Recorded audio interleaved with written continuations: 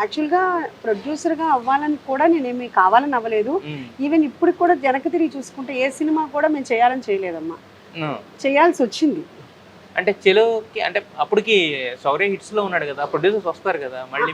అంటే అది నేను అంతకుముందు కూడా చెప్పానమ్మా, చెలోకి వెంకీ డైరెక్టర్. అవును, వెంకీ డైరెక్టర్ అయితే కనుక వెంకీ జాదుగాడి దగ్గర నుంచి అంటే ఒక చెలో స్టార్ట్ చేసే 2 years ముందు నుంచి మా ఇంట్లో బాగా ఉండేవాడు.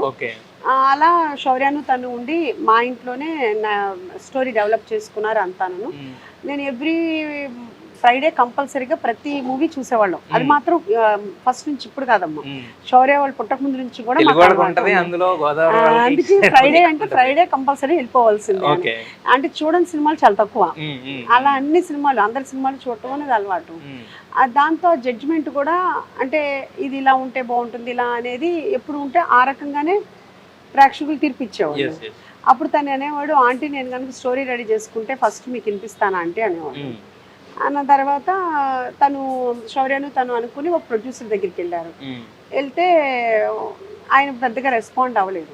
అప్పుడు శౌర్య వెళ్ళి చెప్పాడంట, నాకు ఈ స్టోరీ బాగా మేము చాలా కాన్ఫిడెంట్గా ఉన్నాము, మీరు నాకు రెమ్యునరేషన్ ఇవ్వక్కర్లేదు, వితౌట్ రెమ్యునరేషన్ అంటే అప్పుడు రెమ్యునరేషన్ తీసుకుంటున్నాడు అయినా కానీ తన మీద ఉన్న నమ్మకము ఆ వెంకీ మీద ఉన్న నమ్మకంతో వితౌట్ రెమ్యునరేషన్ నేను చేస్తాను అని చెప్పాడు.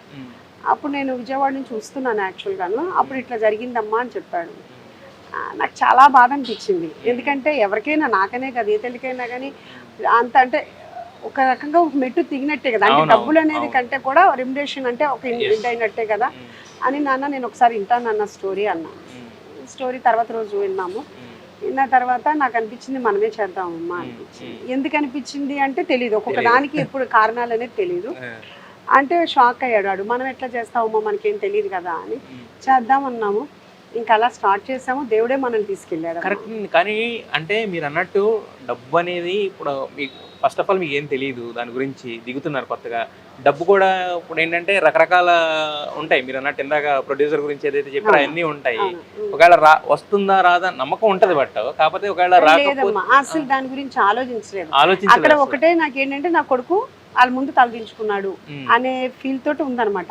ఆ తర్వాత కాన్సిక్వెన్సెస్ అని ఆలోచించేంత మైండ్ లేదు, అంత తెలివితేటలు లేవు యాక్చువల్గా అప్పుడు శౌర్య మార్కెట్ చాలా తక్కువ ఉండేది. అన్నప్పుడు కూడా మనము అలా అవ్వకుండా దానికి డబలే మనం పెట్టాము. బై గాడ్స్ గ్రేస్ అది బాగా మంచి మార్కెట్ అయ్యింది, మనకు అనుకున్న దానికంటే కూడా మంచిగానే వచ్చింది. కానీ ఎవరు డబ్బులు ఇవ్వలేము మనకి, డిస్ట్రిబ్యూటర్స్ ఎవరు డబ్బులు ఇవ్వలేదు.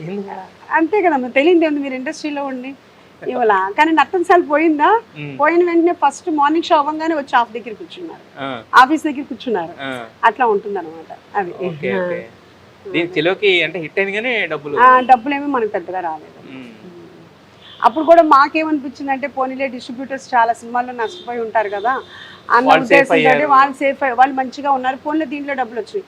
ఒకటమ్మా మెయిన్ ఏంటంటే మేము కూడా లక్ష్మీదేవిని అంతగా గౌరవించలేదు. అది మా ప్రాబ్లము యాక్చువల్గా. ఎందుకంటే ఇప్పుడు మీరు ఉన్నారమ్మా, మీరు వచ్చారు, నేను మిమ్మల్ని మంచిగా రిసీవ్ చేసుకోకపోతే మీరు ఇంకోసారి నా దగ్గరికి రారు కదా. మేము ఎంతసేపటికి లక్ష్మీదేవి మా దగ్గర ఉన్నా కానీ ఏంటంటే అయ్యో వాళ్ళు బాగాలేదు వీళ్ళకి బాగాలేదు వాళ్ళ గురించి ఆలోచించామే తప్పితే వాళ్ళకి ఉంటే బాగుంటుందని, మా దగ్గర ఉంటే బాగుంటుందని మేము అనుకోవాలా. చెలో గురించి కూడా కొంత మాట్లాడుకుందాము. ఎందుకంటే ఆ సినిమాతోనే మీరు ఫస్ట్ రష్మికని తీసుకొచ్చి టాలీవుడ్ లో పెట్టారు, ఇప్పుడు ఆవిడ నేషనల్ క్రష్ యానిమల్ లాంటిది. మీరు అప్పుడు రెమ్యునరేషన్ ఎంత ఇచ్చారో తెలియదు కానీ ఇప్పుడు ఆవిడ కోట్లలో రెమ్యునరేషన్ తీసుకుంటుంది. 900 కోట్ల కలెక్ట్ చేసిన యానిమల్ లో హీరోయిన్ కింద చేసింది కదా. ఎలా అనిపిస్తుంది ఆవిడ అంత ఎవల్యూషన్? అప్పుడు ఆ టైంలో ఎక్స్పెక్ట్ చేశారా ఇంత ఉంటుంది రష్మిక? అంటే మనము నిజంగా చెప్పాలంటే అమ్మాయి కష్టంతో అమ్మాయి అక్కడికి వచ్చింది అమ్మ. ఇప్పుడు కూడా చూస్తుంటాం కదా, అదే ఎనర్జెటిక్ గా ఉంటుంది. అంటే నాకు ఇంత ఇది వచ్చింది కదా, ఏం ప్రమోషన్కి రావాలి అని ఉండదు. ప్రతి సినిమాకి ప్రమోషన్ కి తను ఎంత ఎఫర్ట్ పెట్టాలో అంత ఎఫర్ట్ పెడుతుంది. మనం చాలా మందిని చూస్తుంటాము, రమ్మనమంటే హీరోయిన్స్ రారు, టైం కానీ అది కానీ. ఆ అమ్మాయి ఎక్కడ అలా అనిపించదు, తన షోల్డర్స్ మీదే తను ప్రమోషన్ కానీ అన్ని కూడా చాలా బాగా చేస్తుంది. అమ్మాయి కష్టమే ఆ అమ్మాయికి రిజల్ట్ వచ్చిందని నేనైతే అనుకుంటున్నాను.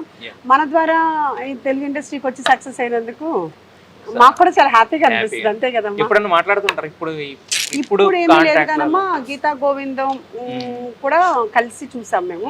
అప్పుడే చెప్పాను తను బాగా టెన్షన్ పడుతుంటే సినిమా చాలా బాగుంది, చాలా బాగా హిట్ అవుతుందని చెప్పాను నేను. అమ్మయ్య చెప్పారు కదా అమ్మ చాలాను టెన్షన్ ఉంది అని చెప్పేసి అంది. అది ఊహించిన సక్సెస్ అయింది చాలా, కానీ చాలా